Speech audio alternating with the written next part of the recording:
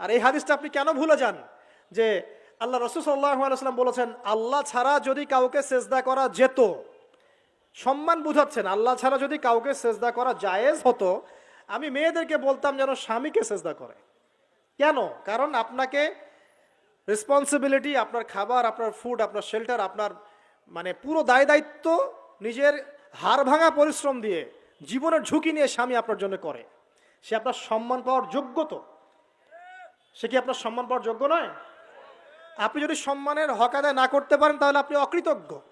আর অকৃতজ্ঞ মেয়ে কখনো জান্নাতে যাবে? একটা হাদিসে আছে বেশিরভাগ মেয়ে জাহান্নামে যাওয়ার অন্যতম কারণ হচ্ছে তারা স্বামীর সাথে কুফুরি করে। কি করে? মানে সারা জীবন স্বামী ভালোবেসে যায়, ভরণ পোষণ দিয়ে যায়, সব চাহিদা পূরণ করে যায়, একদিন দেখবেন কথা কাটাকাটি হয়েছে, ওই দিন বলে বসবে যে তোমার কাছে আমি কিচ্ছু পাই নাই সারা জীবনে।